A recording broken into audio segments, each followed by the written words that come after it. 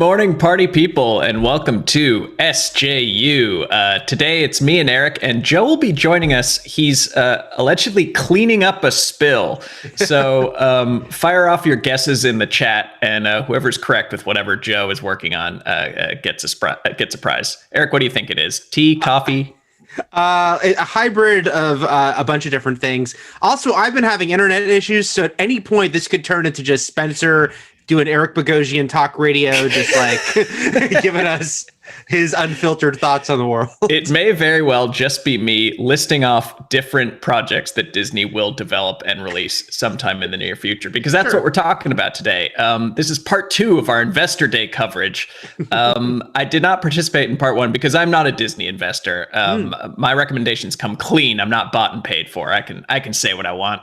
But there's so much more. I think we talked about what did you guys talk about? Probably Marvel and Star Wars last time. Marvel and Star Wars, which shocker, was like, shocker. And we could have spent a lot more time than we did on that sucker. Yes. But there's so much more. My God, there's so much more. Because they own all these other things. Some things that we won't even get to, like ESPN. There's a whole world of sports that we're not going to talk about. But there's FX, Hulu, and all these other things. So Eric, help me understand. I was just scrolling through the Twitter thread of everything they announced, and I went blind. So help me make sense of this. What are the biggest things that popped that weren't Marvel and Star Wars from Disney? On a IP level, which is, stuff that's going to get our attention, I'd say the biggest announcement was Alien. Which, is now a Disney-owned property because of 20th Century Fox. And so they are doing an Alien series for FX or FX on Hulu, as that logo seems to say. If the Alien Queen is part of Disney, does that make the Xenomorph a Disney princess? Ooh, I think yes. Absolutely, yes. And that there should be a whole animated crossover there. Yes, there should.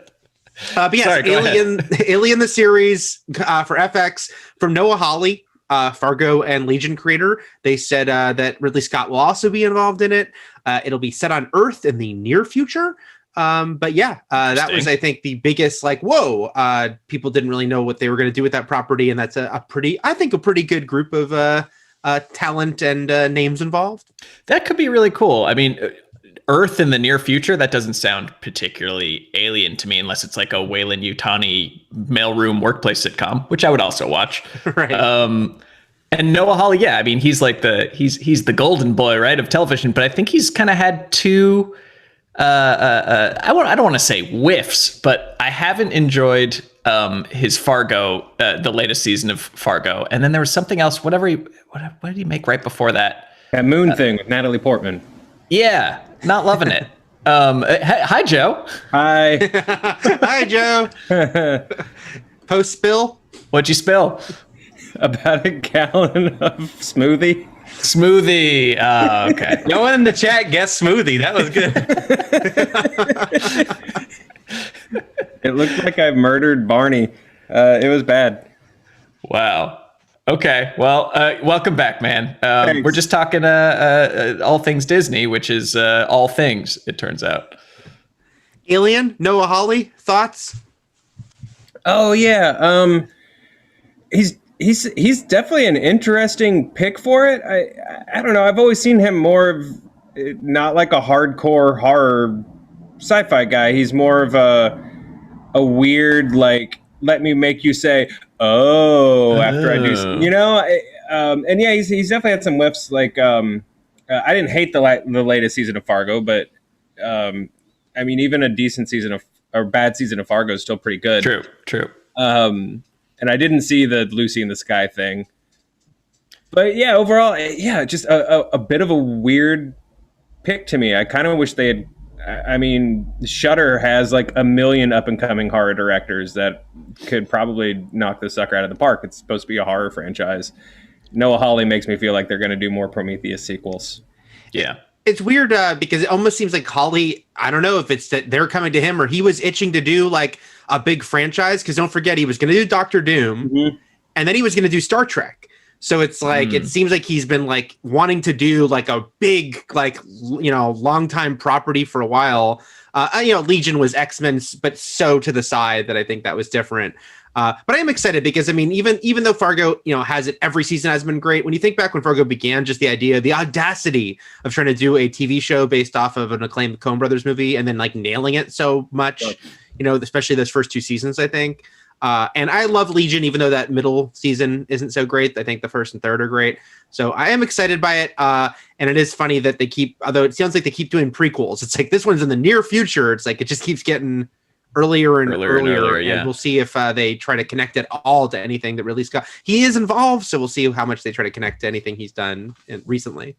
Alien in the near future just reminds me of that Alien versus Predator that was set at a Walmart. Yes. Did I make that up? That actually happened, right? It's pretty accurate. I thought it took place on like a pyramid, like a ziggurat. But there was a Walmart too. I think that was the first one. The second one was a Walmart. Like a Dick's Sporting Goods or something. Is it told from the perspective of someone who's just like on a lot of hallucinogens in a Walmart and there's just a brawl? The protagonist is the greeter. Yeah. I like it. Sold. Well, Joe, are you now hosting? I don't know how this works. Do you take the chair? I think the way Robert's Rules of Order works is you continue, or whoever continues hosting, and I nervously eye my vinyl collection as it dries. Oh no! It's gonna have that nice rich smoothie tone now. Oh yeah, I mean it's all gonna smell like berries, so that's cool. That's a selling point. But yeah, Eric, what's the next big thing that popped out? I think the next big thing is Raya and the Last Dragon, which, again, the hype machine hasn't really begun for this yet, but this is like their big next animated movie. This is like supposed to be like the next, Moana and the next, giant animated movie is going to be Disney Plus at the same day as theaters. It sounds like it will get a domestic release, unlike Mulan, which didn't at all. But it will be premiere access. So that's the return of the you have to pay more thing they did with Mulan. Didn't do with Soul, bringing it back for Raya. So that's an interesting thing is that they're trying that. They didn't say the price point, though. I'm guessing it won't be 30, but it's going to be something. And I don't know how people will feel about that. Gosh, yeah. I mean, I'd probably pay $30 for I paid $30 for Mulan and regretted it, but they'd probably get me again with something that didn't have like the stink on it like Mulan did. So that'd be interesting if they take it down to 20 and it's like a huge success. Then I could see them doing this with like every movie they ever come out with. It speaks to how we don't know their number, like all the streaming services, but Disney Plus included, their numbers are so mysterious that clearly Mulan, on one hand, it ended up not making nearly the money they wanted it to, needed it to. At the end of the day, though, it couldn't have been a disaster at premiere access or they wouldn't have done it again, right? Yeah. It's like, it must have been at least encouraging enough that they're trying it with a movie that I'm guessing is probably going to be a pretty good movie based on the people involved and, like Spencer sort of said about the stank, I feel like Disney had some kind of algorithm or equation where they were like, okay, well, if X is all the horse crap around Mulan and you remove X, then Y equals profit. Like it had to have done well enough despite all of that just purely the experiment makes sense for them. Yeah. I also have to wonder if maybe some of that price point is, I don't know, this might be me being very Pollyanna and thinking that they care, unlike John Stanky. But do you think some of that price point is like, hey, theaters, chill. Like, like we're charging them a bundle to watch it at home. So you guys are good, or I don't know. Yeah, I mean, my head goes actually to the on the more negative side where it's like maybe this could be just like them kind of dumping it. That they don't have high hopes for this movie and they're like, well, maybe it'll make something back like Mulan got a chunk of change, but we're not going to like hold on to this till late next year and have it compete with our other movies that we think are going to actually do well. Man, especially with animation, that'd be a shame with all the work that goes into animating a feature. That would be a damn shame if they were kind of like, no, on this one. Yeah, and then it was interesting because so they announced that down the line, 2 movies scheduled for a couple of years from now, which is here we go. The live action remakes of Pinocchio and Peter Pan and Wendy has Peter Pan, baby, give me more. Because we all need another Peter Pan. Those are going to be Disney Plus movies now. But nothing else in 2021. I shouldn't say nothing else. Everything can change. But they didn't announce anything else scheduled for 2021 to go to Disney Plus. For now, they even made sure to say Black Widow's in theaters. So that was an interesting sort of non-announcement, you know? No one was going to go see either of those in the theater. That is a smart move. No one was going to go see, I don't know, unless the first trailer of Pinocchio like just blows everyone's minds. I honestly think they're just done. Like no one wants to see another Peter Pan movie. What if the pirates sing Smells Like Teen Spirit? Oh, they did that already. Oh, Peter Pan's done it all, baby. There's nothing left to crow about in the franchise. I just think no, that's a smart move. Just being, you know what, streaming, and maybe someone keeps it an extra day because their kid really wants to watch Peter Pan, but no one's gonna go see that. Because you look at last year and it's like Aladdin makes $1 billion, Lion King makes $1 billion, but Dumbo makes way less, like 400 million or something. So yeah. I think they know it's like, okay. And that's why they know Little Mermaid, I think, will definitely be theatrical because it's like one more like 90s kid nostalgia we have to hit. I know it came out in 89, close enough. Yeah. But those older ones, I think they're like, yeah, those are Disney Plus. You know, Dumbo was our proof when you look at the Aladdin and Lion King box office to see that. Yeah. Could we talk about some like good stuff that they announced? This is all boring. I don't want to watch that. I want to watch Reservation Dogs by Taika Waititi. He's making a half-hour comedy for FX about the kids on a Native American reservation that do petty crime and have fun. Which sounds cool. Yep. I want to watch the Why the Last Man adaptation. That's finally happening. They've been working on that forever, right? Secrets of the Whales, produced by Jim Cameron. What are the secrets of the whales that he knows? He's been underwater so much that I bet he knows all the secrets. He's probably been in them whales. Yeah, what are their secrets? Pinocchio style.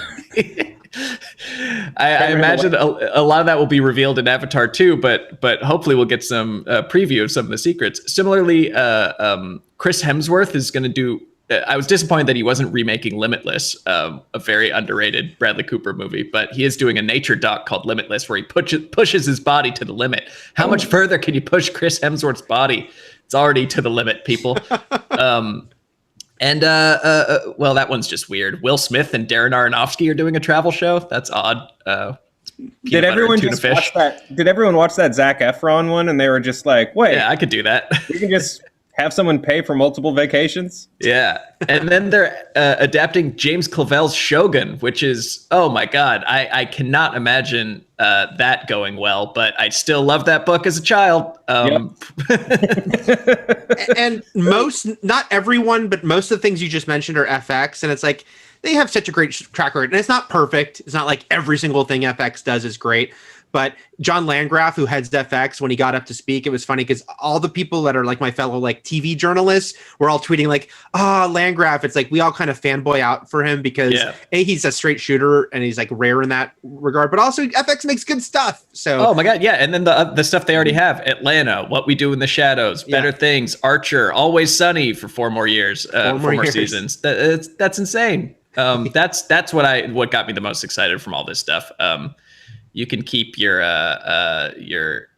old ass Indiana Joneses and your Peter Pans and Wednesdays and stuff like that. Well, I was just excited to finally hear some concrete, because ever since the acquisition, everyone's been like, well, what happens to FX? What happens to what happens to the stuff Big Kid Me likes that can't fit in the world of The Mandalorian? And it seems like they're still swinging pretty big. With FX on Hulu, and then what's the Star?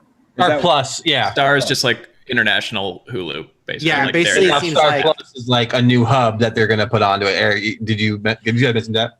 Well, yeah. So Star, it's funny because if you're some people in other countries are like know exactly what Star is, but in the US we don't. Star was a pre-existing streaming service that Disney bought and basically seems to have replaced Hulu as what they'll do internationally for the non-Disney stuff.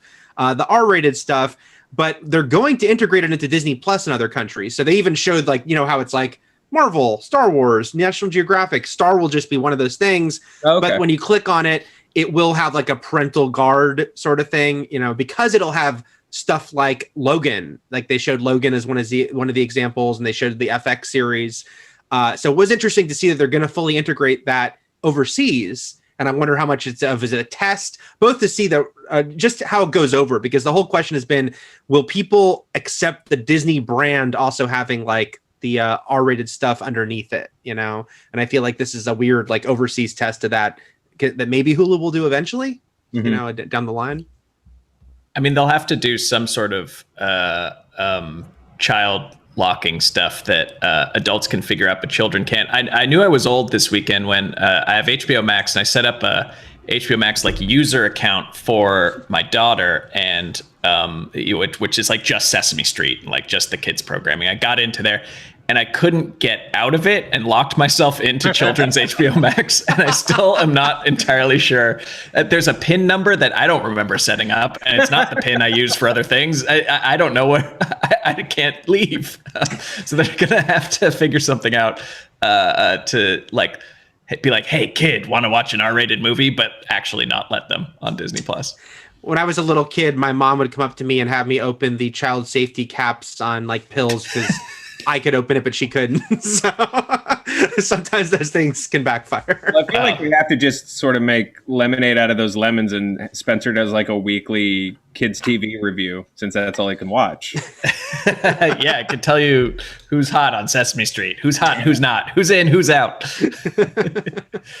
But yes, I'm curious about if Hulu. I have a feeling one day they have to put it all together under one thing. And then you mentioned old ass Indiana Jones, but yeah, Lucasfilm, besides 20,000 Star Wars things, they mentioned Indiana Jones starts filming in the spring. It'll be the final installment. They mentioned the Willow series, which had just gotten underway, I think. And then they mentioned a book we knew they optioned recently called Children of Blood and Bone. That will be a partnership between Lucasfilm and 20th Century Studios. And it was nice to see Lucasfilm is doing a pre-existing IP thing under their umbrella, because I think like Red Tails might be that weird musical one, that weird musical animated thing that they had to release for 2 seconds that came out a few years ago. If none of you know what I'm talking about, I'm gonna have to figure it out. I don't. Lucasfilm musical. No. And I did mention that I wasn't into Indy 5, but I have I'm holding out a slight bit of hope, because James Mangold knows how to make good dad content.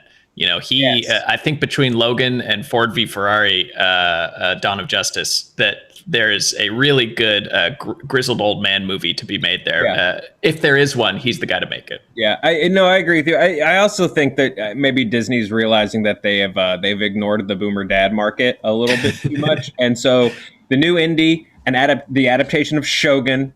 Sign Larry Starr up. Like these are if they buy Bosch from Amazon, it's over. Yeah, it's done. It's completely done. If they get Rizzoli or Isles, either one. and or I haven't spoken to Isles in years. Isles, you son of a bitch. I am super excited about Willow. I mean, give me all the fantasy content you can muster. But I love that movie. Obviously, in his prime, Val Kilmer won't be running around with a sword, but I'm excited to revisit that world. I mean, that one's pure nostalgia. And it was just one film, so I don't want to be a hypocrite here. I like Star Wars, guys, but I still think even if you're at Lucasfilm, it must be exciting to be like, let's do some other stuff too, Yeah, so and I think that's a few other things. Look, as I've sifted through this and mined it for the nuggets of gold, and of course, there's enough content that there is something for everybody. But like, was your initial reaction to like this excitement or revulsion? Because mine was a little of both. When they're like 10 Star Wars things, 10 Marvel things, and then everything else they announce is like just more of these already established things. It's like there's not much original programming going on. It's just reimaginings, reboots, sequels. Yeah. I don't know how to feel. I think it was a very bittersweet moment going through a lot of this and trying to find stuff that was new. Yeah, I mean, the 2 words I don't like saying anymore: content and Trump. But the trump card that Disney has is they have the strongest IP brands in the streaming wars. They do. They like Star Wars and Marvel are going to just steamroll anything that Peacock or Apple can put out the most beautiful Steven Spielberg produced, Tom Hanks fronted World War II projects in the world. But at the end of the day, like people are going to be like, Tom Hanks isn't an Avenger, and they're going to watch the Avenger thing. It makes me sad as well. But the fact that they're leaning into him doesn't surprise me at all. Hopefully some of these smaller things that like Lucas is building up, you know, like the what Blood and Bone, you know, these novels and stuff like that. Hopefully they're using some of their popularity to start vamping up, you know, some new stuff to get big. But yeah, it doesn't shock me. The thing that makes me sad is just knowing about all of it. Yeah, it is weird. It's like such a glut of the familiar titles, and you know, let's like look at Disney Plus. It's like, you know, I've raved for a year now about Togo, the Willem Dafoe movie. It's not going to be one of their bright shiny things. It's there. They just put out this weekend this sweet movie. It's not like breaking the mold, but this movie called Safety, based on a true story about this college football player who became the legal guardian of his little brother. And it's a nice, sweet story, and I got teary-eyed at the end. But guess what? It's not going to get nearly as much attention as Hocus Pocus 2, you know? Yeah. And that's often, I think, I can bullet point here in a second about all the Disney Plus, like, reboot titles. But it's like, why not make a new movie about a guy and a dog? Because that's always a topic people like. Why call it Turner and Hooch? And I always think it's that thing of like, well, we own the title, and what if we could get a little bit more attention? It's not because Turner and Hooch isn't some beloved. It's not like there's a giant Turner and Hooch fan. It's a punchline of Tom Hanks's career. Now, if it stars Colin Hanks. Oh, Chet. No, if it stars Chet, it's got to be Chet. Yeah, sorry. Come on, you're right.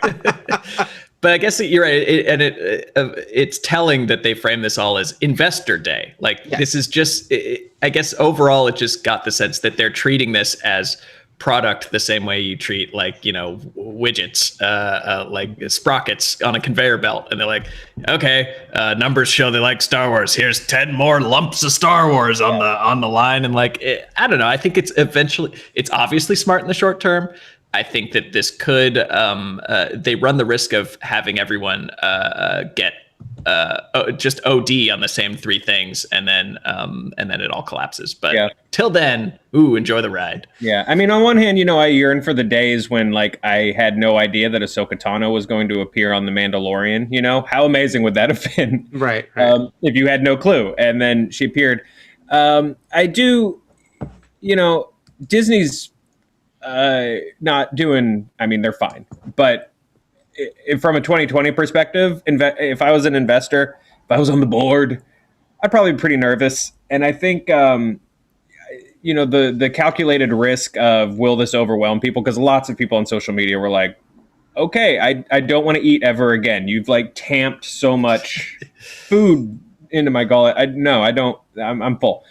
But I think, from a really boring business side, it was important for them to be like, we're good in the long run. Look at this 10-year plan of nerddom.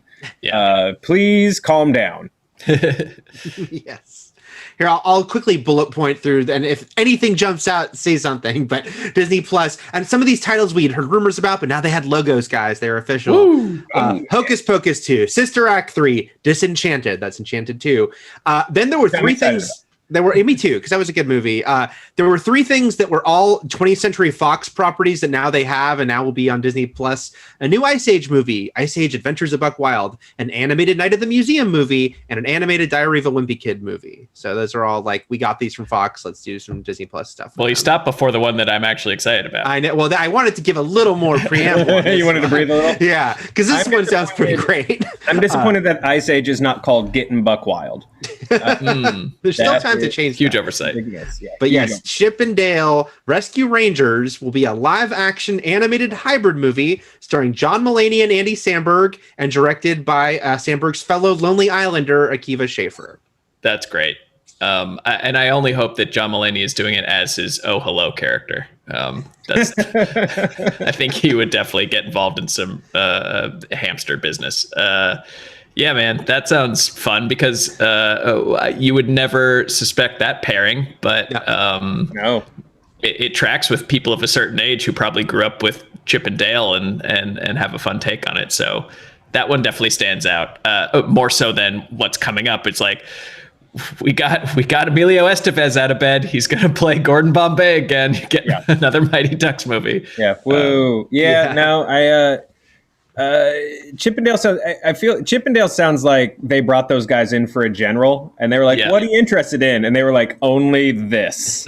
And it was like, "Ha ha ha ha, cool." And they were like, "No, this. seriously, this is all we want to do." I'm fascinated. Chippendale Rescue Rangers was a big cornerstone for people. I'm so happy right now for people for whom Gadget was their first crush, to see what weird monstrosity hybrid live action Jenny Slate voiced new Gadget appears on their screens. Yeah, this is gonna be a weird one. And I hope, hopefully this is a place where like Disney Plus can kind of have fun and be weird and experimental because they don't have to worry about selling tickets. It's like, obviously they have to stay like family friendly, but maybe otherwise they're like, just do your weird thing. Like the Lonely Island does Rescue Rangers. Sure. I am hoping that Disney Plus doesn't become like it's names only, because like, for instance, the DuckTales reboot is legitimately great. It's actually worth watching. I've watched. I'm not like a diehard. I'm not speaking as like I've seen the whole thing. I've seen like 4 or 5. They've all been awesome. Like I really liked that show, and so I'm hoping that. I think it's an unfounded concern because right now they're just trying to razzle dazzle. This doesn't mean that if you aren't a marquee name, you don't get a Disney Plus project. But I'm hoping that there's still room for stuff like that, even though that's canceled. Hopefully, more things in that vein. And then the thing about these animated series, I should caveat people will be like, they said the first ever animated series from Walt Disney Animation, but people will be like, what about the shows they did? Like all those afternoon shows, like what about Rescue Rangers? But also like The Little Mermaid, the series, none of those shows have ever been done by the same division, by the animation division. They are doing the animated division, same people. So the same, level of talent. And I'm sure that the hot ideas, motion picture quality, are doing Baymax as a series. They're doing some shorts called Zootopia Plus. It'll be about little peripheral characters in Zootopia. Tiana's getting a series and Moana's getting a series. So again, heavily leaning into IP while also being like, we're getting the best people involved. This is the real deal. And I didn't realize that with the staffing that it's the same talent. And I know that they made a Tangled series that was supposedly great, and they got the voice actors back to do it. So that definitely helps a lot. Yeah. And then they announced, I forgot to list this here, but they did announce a series called Awaju, which is like the series with African animators teaming with Disney to do this like sci-fi series. So again, it's stuff like that you kind of have to look for because they are going to throw so much familiar IP in your face to the point that it will get obnoxious. And then you have to be like, oh, wait, they're doing this cool other thing, with African animators getting to do a sci-fi show. Cool. Yeah, let me dig through these droids and see those. The Tiana announcement I thought was really cool because I think it sort of falls in line with my big major observation about life. Episode, like groundbreaking, just where they can now they have this power and ability to pick and choose from things that may not have been winners across the board and be like, let's take the good from it and kind of get a redo. And Princess and the Frog, I thought great characters, really beautiful animation.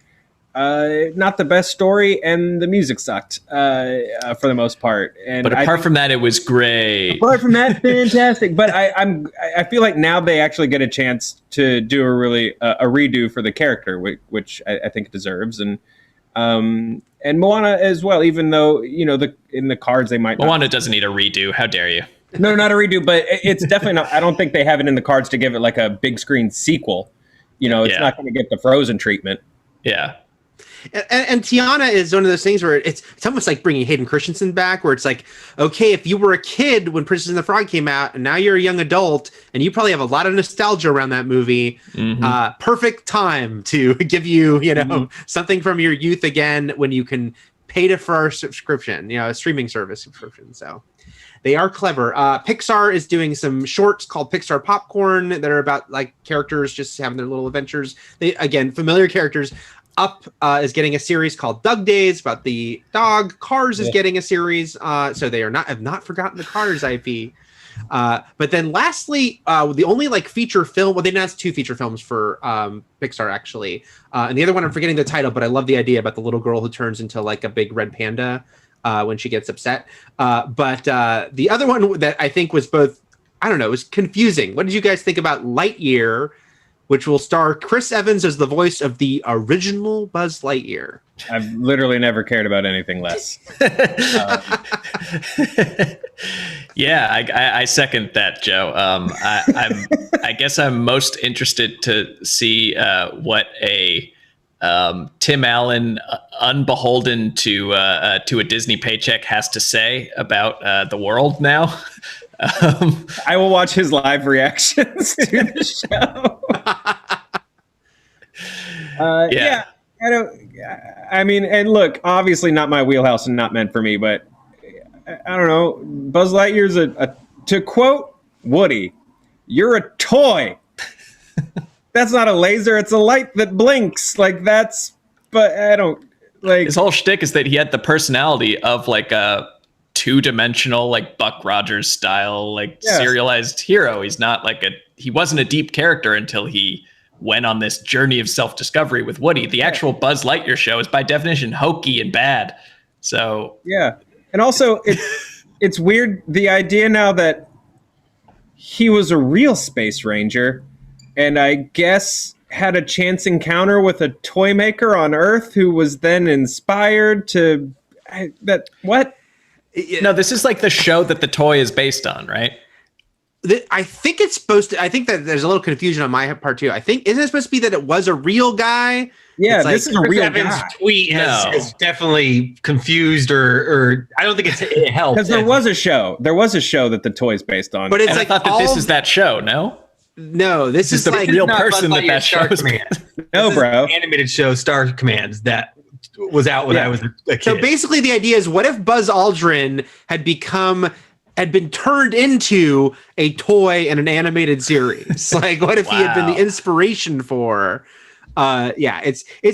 I say, look, Pixar still makes a lot of great stuff. They will need to really go deep to make this work and make it something really amazing and meta in a clever way. Because right now, the most cynical way of looking at it is like, well, we did Toy Story 4, which we probably shouldn't have. I like Toy Story 4, but I didn't need it. I liked it too, well, we can't really do Toy Story 5 now. How can we do another movie? And this is their like crazy way of trying to figure out how to do a movie. So it's easy to be pretty cynical about this one. I mean, yeah, between this and Doug Days, the only series of Up shorts I'm interested in are tiny shorts that take place within the first 10 minutes of Up, and they all end in tragedy. That's all. It's about people they walked by that also had really sad endings. All the rough spots in their marriage in the first 15 minutes of Up. So chat is trying to help us out here with the Buzz Lightyear thing. Luke O'Connor, I don't actually think it helps, but Luke O'Connor says it's the movie that the toy is based off of. Yeah, that makes more sense. Okay. And it's a real guy, but then Chris Evans said, "I'm a real man named Buzz Lightyear." Right? Yeah, it kind of. He was just on ayahuasca. He's just that's his process. That's his like acting process. Oh, Disney days. We've is that everything, Eric? I think that's it. I mean, again, just mercy kill there's like us or 50 Disney other already. things, and I almost like want to apologize because there were some other non-IP things. It's just they threw so much IP at us that it kind of overwhelms. Yeah, They pee freely. We are it men, not non-it men here on SJU. Yeah, that was a lot of stuff. Well, if I'm still hosting, let's just stop and thank the people for undergoing this marathon of a content drop. Well done. Thank you for subscribing. If you haven't, do hit the like, hit the bell, so you find out every other thing we make, including Sasha Pro-Raver's 3-part series on how Marvel movies are made. We'll have to update that because I think the process is going to change when they're making 100 Marvel things at once. Probably a little less oversight, but we'll see. we have you guys talking to us while we talk to you in the form of chat. So here's some questions y'all had. Maku Staples writes, so I know that there's a lot to talk about with Disney, but will you discuss the 2020 inductees into the National Film Registry today? Yes, we will, Maku.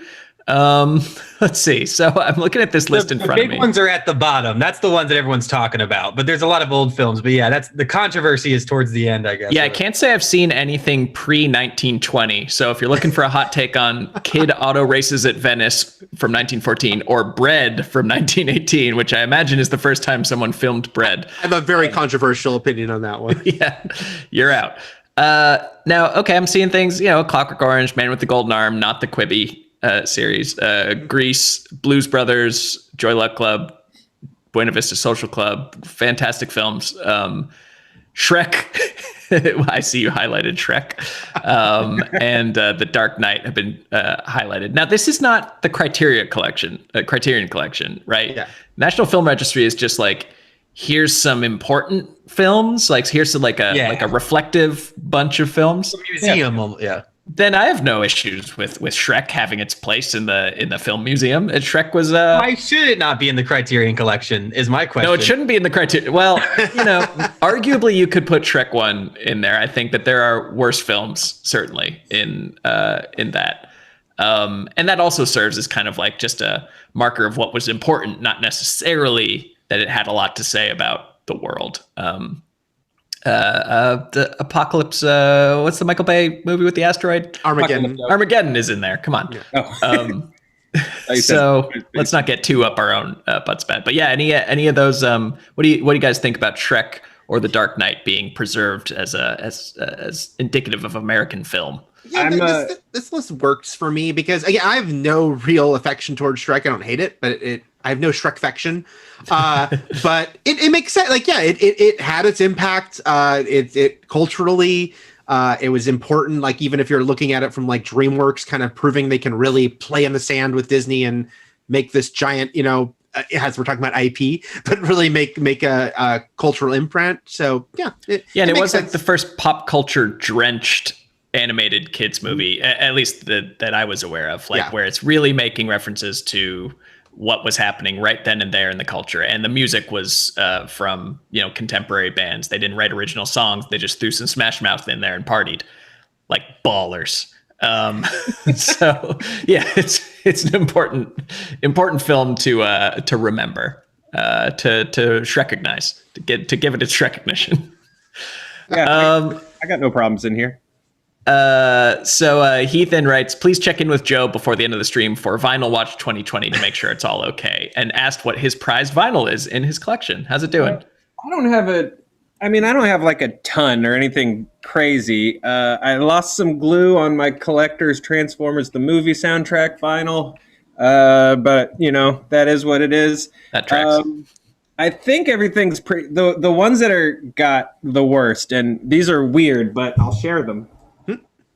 Is so my favorite Christopher Guest movie is A Mighty Wind. Yeah. And I didn't realize that the new Main Street Singers were based on a real band, but they were. Oh my gosh, wow. That's my parents had all of their albums.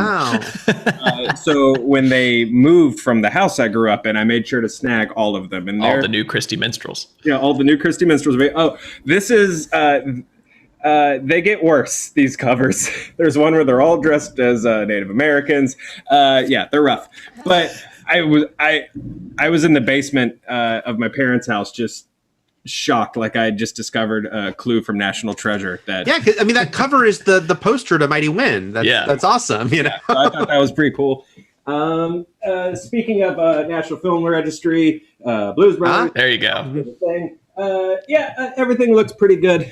Fortunately, most of it was wrapped. No more his smoothie in this room from now on.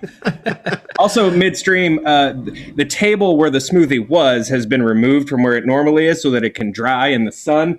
And that's also where I usually put my coffee midstream. And so midstream, I almost took this and just dropped it on It's been that kind of Monday, you guys. Monday, baby. Can we get a reenactment of what the smoothie incident at some point? A dramatic reenactment? It was just a real big fudge moment where I was swinging to get something, heard a thunk, and then I don't it just I don't want to tell you what it looked like, but it looked like Grimace had made